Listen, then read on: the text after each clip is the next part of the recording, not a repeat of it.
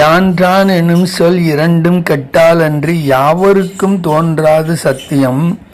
தொல்லை பெருநிலம் சூகரமாய்க்கின்றான் முருகன் கிருபாகரன் கேள்வியினால் சான்றாரும் அற்ற தனிவெளிக்கே வந்து சந்திப்பதே. யான் தான் எனும் சொல் இரண்டும் கெட்டால் அன்றி யாவருக்கும் தோன்றாது சத்தியம். தொல்லை பெருநிலம் சூகரம் ஆய்க்கு ஈன்றான் முருகன் கிருபாகரன் கேள்வியினால் சான்று ஆறும் அற்ற தனிவெளிக்கே வந்து சந்திப்பதே. யான் தான் என்னும் இரண்டு சொற்களும் இல்லாமல் போனால் அன்றி அத்துவித முக்தி எவருக்கும் தோன்றாது. இது உண்மை. பழமை பொருந்திய பெரிய பூமியை வராகமாய் உருவெடுத்து பிளந்தவராகிய திருமாலின் திருமருகரும் முருகவேலும் ஆகிய கருணைக்கு உறைவிடமாகிய கிருபாகரனது உபதேச கேள்வியினால் சாட்சி ஒருவரும் இல்லாத ஒப்பற்ற ஞான வெளியில் திரு முருகப்பெருமானின் திருவருளால் வந்து கூடுவது அத்துவித முக்தியாகும். சத்குரு அருணகிரிநாத சுவாமிக்கு ஜெய். வெற்றி வேல் முருகனுக்கு ஹரோஹரா. உம்பர் புகழும் உறுதி பொருளை தும்பிச்சிறனே தொழுதேன் நம்பும் என்னை நீ நழுவா விடாமல் அம்பன் கரத்தாய் என்னை ஆண்டருளே. கண்ட அலங்கார வரிசையிலே இன்று யான் தான் எனும் என்று தொடங்குகின்ற 95வது பாடலை அனுபவிக்க இருக்கிறோம். யான் தான் எனும் சொல் இரண்டும் கெட்டாலன்றி யாவருக்கும் தோன்றாத சத்தியம். தொல்லை பெருநிலம் சூகரமாய் கீன்றான் முருகன் கிருபாகரன் கேள்வியினால் சான்றார்மற்ற தனிவெளிக்கே வந்து சந்திப்பதே. இதுல என்ன சொல்றார் சுவாமி அருணகிரிநாதர்னு சொன்னா, அருணகிரிநாதருடைய அவதாரமே 6 சமயத்தை ஒன்றாக கூட்டுவது. சங்கராச்சாரியர் எப்படி பண்ணினாலும் அப்படி சமய வேறுபாடு இல்லாமல் எல்லா சமயங்களும் ஒன்றாக சேர்ந்திருக்க வேண்டும் என்கின்ற ஒரு நல்ல பரந்த மனப்பான்மையுடனே அருணகிரிநாதருடைய வாழ்க்கை ஏற்பட்டது. அவர் தன்னுடைய திருப்புகளில எல்லா பாடலிலும் கிட்டத்தட்ட எல்லா பாடலிலுமே முருகன் மட்டுமல்ல, சிவபெருமான், அம்பிகை, மகாவிஷ்ணு, விக்னேஸ்வரர், சூரியன், இந்த 6 தெய்வத்தையும் போற்றாத பாடல் கம்மி சிறிதாக இருக்கும் என்று சொல்லலாம். அந்த அளவிலே அருணகிரிநாதர் பரவிய சமய பரவல் எல்லா சமயங்களும் சேர்ந்து இருக்க வேண்டும் என்று ஆசை கொண்டு திருப்புகழ் பாடல்களிலே எல்லா இடங்களும் எடுத்து பாடியிருக்கிறார். சில பாடல்கள்ல முக்கியமான கருத்தை கொடுத்து பாடியிருக்கிறார். இந்த பாடல்ல சத்தியமானது பகவான் தான், சுவாமி தான் சத்தியம், உண்மை பொருள், மெய்ப்பொருள் அறிய வேண்டும்.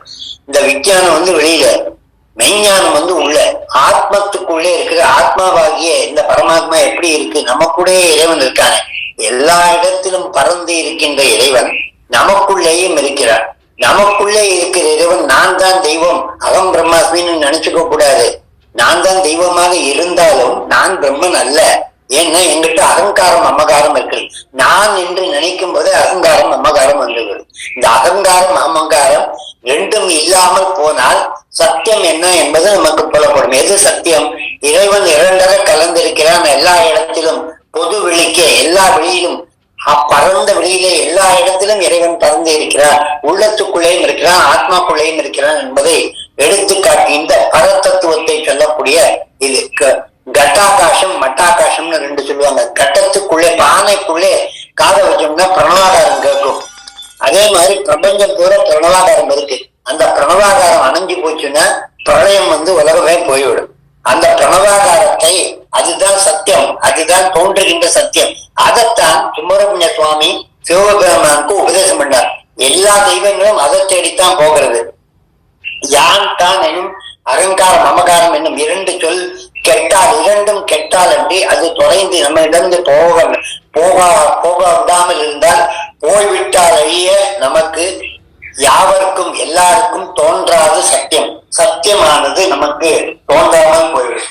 எது சத்தியம்னு கேட்டா பக்தியும் ஞானமும் பரவிடும் மார்க்கங்கள் எத்தனையோ வகையாயிருப்பினும் இகத்தினில் முக்தி தந்து முழு பயன் நல்கிடவே சத்தியமாவது சரவணபவனே பெரியவங்க சொல்லுவாங்க. அந்த சுவாமியானது முருகனா இருக்கட்டும், சிவனா இருக்கட்டும், அம்பிகையா இருக்கட்டும், அது மெய்ப்பொருள் அப்படின்னு சத்தியமான ஒரு பொருள். சத்தியம், ஞானம், அனந்தம், பிரம்மணி, நாமானம், பகுநாமானம். தேவர்களுடைய பெயர்கள் எவ்வளவு வித்தியாசமா இருந்தாலும் அது சத்தியத்தை கொடுக்கக்கூடியது, ஞானத்தை கொடுக்கக்கூடியது, அனந்தமாக எல்லா இடத்திலும் பரவி இருக்கிறது, பிரம்மனாக இருக்கக்கூடிய பிரணவாகாரமாக இருக்கக்கூடியது. அதன் சத்தியம் பத தர்மம் சர என்கின்றது வேதம். சத்தியத்தை தான் முதல்ல வேதம் சொல்லுகிறது. சத்தியம் யாருன்னா பகவான் தான் சத்தியம்.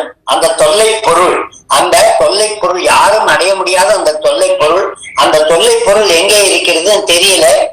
தேவரும் மூவரும் பிரம்மாவுக்கும் மகேஸ்வரர் 3 பேரும் இருக்கிறத பிரம்மன் சொன்னானா நான் தான் முதல் கடவுள், படைப்பு இல்லைன்னா அதுக்கு காத்தல் தேவையில்லை, காக்க வேண்டிய பொருளை கடைசியிலே அழிக்கவும் தேவையில்லை. அதனால படைப்பு தான் முதல். அந்த காரியத்தை செய்வதனால முத்தியவர்கள் நான் தான் மூத்தவன், நான் தான் பெரியவன், என்னை தான் முதலில் சொல்ல வேண்டும் என்று அகங்காரம் கொண்டார். நீ இல்லை, உன்னை பெற்றவனே நான் தான் என்று மகாவிஷ்ணு மமக்காரம் கொண்டார். இந்த அகங்காரம் மமக்காரம் 2 மைய வேண்டும் என்பதற்காக சிவபெருமான் பிரம்மாண்ட வியாப்த தேக பசுதகி மருஜா பாசமானு உலகம் பூரா பரவி, கீழுலகம் மேலுலகம் அந்த சராச்சரம் எல்லாம் பரவி சுவாமி அக்னி ஸ்வரூபமாக ஒரு முட்டை வடிவாக நின்றார். அதுக்கு லிங்கோத்பவர்னு பேரு. திருவண்ணாமலையில இந்த கதை நடந்தது. என்னுடைய அடியையும் முடியையும் யார் பார்க்கிறார்களோ அவர் தான் முக்கியவர்களே மூத்தவர் என்று சொன்னார்கள். அப்போ பிரம்மா அன்னவாகனமா மாறி மேல சிவபெருமானுடைய தலைமுடியை பார்ப்பதற்கு சென்றார். மகாவிஷ்ணு வராகமா மாறி பூமியிலே சிவபெருமானுடைய திருவடியை பார்க்க சென்றார், பாதாளத்துக்கு அடியிலே. இங்கே இந்த பாடலிலே இவர் கொடுத்திருக்கிறார், யாவருக்கும் தோன்றா சத்தியம் தொல்லை பெருநிலம் சூகரமாய் கீன்றான் மருதா. சூகரம் அப்படின்னா வராக அவதாரம். மகாவிஷ்ணுடைய 10 அவதாரத்திலே 3வது அவதாரம் ஆகிய வராகம் பன்றி, காட்டு பன்றி அவதாரம். இந்த பன்னின்னா லோக்கல் பன்றி கிடையாது, காட்டு பன்றி, போர்னு பேரு இங்கிலீஷ்ல. அந்த பன்றி அவதாரம் எடுத்து அதுக்கு 2 தந்தங்கள் உள்ளேந்து, வாய்க்குள்ள இருந்து 2 தந்தங்கள் வெளியில வந்துட்டு இருக்கும். அது கோடுன்னு பேரு. அதனால கோடுன்னா இதுக்கு பேரு. இந்த பன்றிக்கு கோடுன்னு கூட ஒரு பெயர் உண்டு. அதனால இந்த வாராக அவதாரம் எடுத்தார் மகாவிஷ்ணு 3வது அவதாரம். அவருடைய மருகன்னு சொன்னார். இதுல என்ன பராக்கிரமம்னா, தெரியாமல் இருந்த இந்த பூமியை கொண்டு போய் அவன் என்ன பண்றான்னா, சும்மா ஏதாச்சும் அருணகிரிநாதர் ஒரு பாடலை சொல்ல, கோல உருவாய் எழுந்து, கோல உருவாய்னா பன்றி ரூபத்துல எழுந்து பாரதனையே இடத்து கூறிடு முராரி கொண்டு திருமார்பன். பாரதனையே எடுத்து பூலோகத்தை பாயா சுருட்டி கொண்டு போய் வச்சுட்டான் இரண்யாட்சன், ஒரு அரக்கன், இரண்யகசிபுவோட தம்பி. அவன் அந்த பாயா உருட்டி கொண்டு போய் வச்ச சமுத்திரத்துக்கு அடியில போட்டுட்டான். அதை சுவாமி போய் வராவதாரமா எடுத்து அந்த பூலோகத்தை இந்த தந்தங்களை வெளியில கொண்டு வந்ததுனால பூலோகத்துக்கு வராக கல்பம்னு ஒரு பெயர். வராகம் கொண்டு வந்து கொடுத்த கல்பம் வராக கல்பம்னு பேர். அந்த பூவராகர்னு சுவாமிக்கு, இந்த வராகர் சுவாமிக்கு 3 இடத்துல கோவில் இருக்கிறது. இந்த சுவாமியுடைய தந்தங்கள் அதை அகங்காரம் ஆச்சு. அந்த அகங்காரத்தை உடைச்சார் முருகப்பெருமான் வேலினால. அந்த இடம் ஹரித்வார மண்டலம் அப்படிங்கிற வேறு. அதுக்கப்புறம் கேரளால பன்னியூர் என்கின்ற இடத்துல வராகவதாரத்துக்கு கோவில் இருக்கிறது. ஸ்ரீமுஷ்ணம் என்கின்ற கோவில்ல பூவராகர் சுவாமி தமிழ்நாட்டில இருக்கிறார். இது உத்தரப்பிரதேசத்திலும் மத்திய பிரதேசத்திலும் வராகருக்கு கோவில் இருக்கிறது. வராக மூர்த்தியை பெரிய மூர்த்தியாக விளங்குகின்ற மூர்த்தியாக நிறைய பேர் வழிபாடு செய்கின்றார்கள். இன்னைக்கும் அந்த வழிபாடு இருந்து கொண்டு வருகிறது. இந்த வராகமூர்த்தி எதற்கு சொன்னார்னு கேட்டா, இந்த சுவாமி அடிமுடி தெரியாத அண்ணாமலையாக சுவாமி நிற்கின்ற சமயத்திலே சிவபெருமானுடைய திருவடியை தேடிக்கொண்டு மகாவிஷ்ணு கீழே போகிறார். பிரம்மன் ஆகாயத்துக்கு போகின்ற அளவிலே வழியில தாழம்பு விழுவதை கொண்டு பொய் சொல்லி நான் திறத்தை கண்டுவிட்டேன் என்று பொய் சொன்னதுனால பிரம்மனுக்கு கோவில் இல்லாமல் போனது. மகாவிஷ்ணு திருவடியை தேடிக்கொண்டே போய்கொண்டிருக்கிறார். காலங்கள் கடந்து கொண்டே வருகிறது. கடைசியாக சிவபெருமான் போய் திருவடியை கண்டு விட்டார். அதை தொழறதுக்கு முத்தேவர நான் என்பதை அகங்காரத்தை மறந்து போய் சிவபெருமான் தான் பெரியவர் என்று நினைத்து அவருடைய திருவடியிலே தலையை தாழ்த்தி வணங்குகிறார். முத்தேவர் ஒருத்தரை வணங்குகிறாரே, சுவாமி கீழே சிவபெருமானே கீழே குனிஞ்சு மகாவிஷ்ணு எடுக்கிறார். அவர் குனியும் போது அவருடைய சிரத்தையும் பார்த்ததுனால தெரிஞ்சோ தெரியாம மகாவிஷ்ணு பெரியவராயிடுறார். இந்த காரணத்தினாலே திருவைக்கிரம அவதாரம் எடுக்கும்போது சுவாமியுடைய திருவடியிலே பிரம்மன் தண்ணியை விட்டு அப்பு என்கின்ற ஜலத்தை பண்ணி கங்கையை விட்டு அனுப்பும் போது சுவாமி காலிலிருந்து விழுந்த கங்கையை சிவபெருமான் பிரசாதமாக தன் தலையில தாங்கினார் என்பார்கள் பெரியவர்கள்.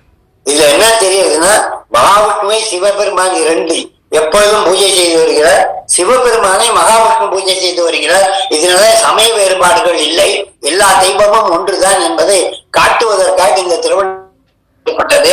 இந்த சிவபெருமானுடைய அந்த திருவடியை நாடின காரணத்தினால எல்லா பொருளும் கிடைத்தது.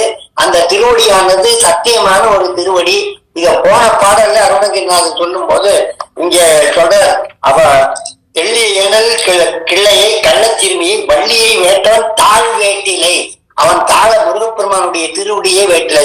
இங்க மகாவிஷ்ணு சிவபெருமானுடைய திருவடியை வேட்டார். இதுல என்ன அர்த்தம் அப்படின்னா, எல்லாமாவும் தானாவும் இருந்து பரவி இருக்கக்கூடிய இறைவன் நமக்குள்ளேயும் ஆத்மாக்குள்ள இருக்கிறதுனால இது துவைத்தம் என்பாக. அத்வைத்தம் துவைத்தம் எல்லாமே ஒண்ணுதான், எதிலையும் பிரிவு கிடையாது. எல்லா இடத்திலும் இறைவன் இருக்கிறான், எனக்குள்ளேயும் இறைவன் இருக்கிறான் என்பதை எடுத்துச் சொல்லக்கூடிய ஒரு சிறப்பான பாடலாக இந்த பாடல் அமைகிறது. யான் தான் எனும் சொல் இரண்டும் கெட்டாலன்றி யாவருக்கும் தோன்றாது சத்தியம். சத்தியமாவது சரவணபவனே, அந்த இறைவன் சத்தியம், மெய்ப்பொருள் என்பது சத்தியம். அந்த சத்தியத்தை தொல்லை பெருநிலம் தூகரமாய் கீண்டான் மருகன். தொல்லை பெருநிலம்னா பழைய காலத்துல ரொம்ப காலம் முன்னால பெரிய நிலமாக இருக்கக்கூடியது பூமி. இந்த 14 உலகத்திலே நடுவிலே இருக்கக்கூடியது பூமி, பூமிக்கு கீழே இருக்கக்கூடியது பாதாளம், பூமிக்கு மேலே இருக்கக்கூடியது சொர்க்கலோகம். இந்த 14 உலகங்களையும் இறைவனுடைய அடைப்பிலே தான் இருக்கின்றன. அந்த பெரிய இந்த சூகரமாய் தொல்லை பெருநிலம்னு சொன்ன அந்த பெரிய நிலத்தை சூகரமாக கீண்டான். மாவுக்கு பராக்கிரமத்தை காட்டினான், தலை வணங்கி காட்டினான், யான் தான் என்கின்ற அகங்காரத்தை போக்கி காட்டினான். ஆகையினாலே ஞானத்தை அருளக்கூடிய அந்த அருளை எடுத்து காட்டினவன் மகாவிஷ்ணு. சுப்பிரமணிய சுவாமி சும்மா இரு சொல்லற என்று சிவபெருமானுக்கே ஞானத்தை உபதேசம் பண்ணினான் கேள்வியினால். அப்படின்னு சொன்ன பிரணவாகாரத்தை சிவபெருமான் கேட்டார் முருகப்பெருமானிடம். அவரும் குரு வேணும் என்பதை எடுத்து காட்டி கொடுத்தார். ஞானத்தை குரு முகாந்திரமா அடைந்தார். சிவபெருமானுக்கு தெரியாத விஷயம் இல்லை, அவரை விட பெரிய தெய்வம் இல்லை. இருந்தாலும் குமரக்கடவுளுக்கு முக்கியத்துவம் கொடுத்து குருவரனாக்கி அவனையே குருவாக வைத்து சுவாமிநாத சுவாமியாக ஆக்கி சிவபெருமான் தலை குனிந்து அவனிடம் ஞானத்தை பெற்றான் என்று சொன்னால் அகங்காரத்தை சிவபெருமானே விட்டு கொடுத்தார்.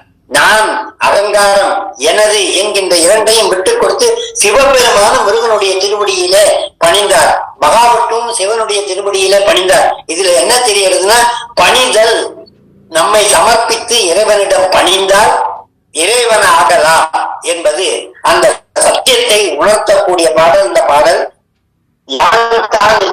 இரண்டும் கெட்டால் யாவருக்கும் தோன்றாத சத்தியம், தொல்லை பெருநிலம் சூகரமாய் கீழ்கான் மனிதன் கிருபாகரன் ஆகிய சிவபெருமானுடைய பிள்ளை முருகப்பெருமானும் கிருபாகரன். கேள்வியினால் ஞானம் கேட்டார், கேள்வியினால் சான்றார் மட்ட சனகாதி முனிவர்கள் 4 பேர் சான்றார்கள் சிவபெருமான்கிட்ட உபதேசம் பெற்றார்கள். அவங்க எல்லாம் ஒரே இடத்துக்கு தான் போறாங்க. மகாவிஷ்ணு ஒரே இடத்துல இருக்கார், சிவபெருமான் ஒரே இடத்துல இருக்கார், சுப்பிரமணிய சுவாமி ஒரே இடத்துக்கு போறார். தனி வெளிக்கே வந்து சந்திப்பது, இது எல்லாரும் நாம் எல்லாரும் ஒரே இடத்துல சந்திக்க போகிற இடம் என்ன? பெருவழி ஆகிய சத்தியம். அந்த ஒரே ஒரு சத்தியம், மரணம் என்பது சத்தியம். அது முடிந்த பிறகு ஆத்மா எல்லாம் இறைவனிடம் சேர்வது சத்தியம். அதை அந்த இடத்துல எல்லோரும் சந்திப்போம் என்பது உண்மை. அந்த உண்மை விளக்கத்தை எடுத்துச் சொல்லக்கூடிய இந்த பாடல், யான் தான் எனும் சொல்லிரண்டும் கெட்டாலின்றி யாவருக்கும் தோன்றாத சத்தியம், தொல்லை பெருநிலம் சூகரமாய் கீண்டான் மருகன் முருகன் கிருபாகரன், கேள்வியினால் சான்றார் மட்ட தனி வழிக்கே வந்து சந்திப்பதே. வெற்றி வேல் முருகனுக்கு அரோகரம்.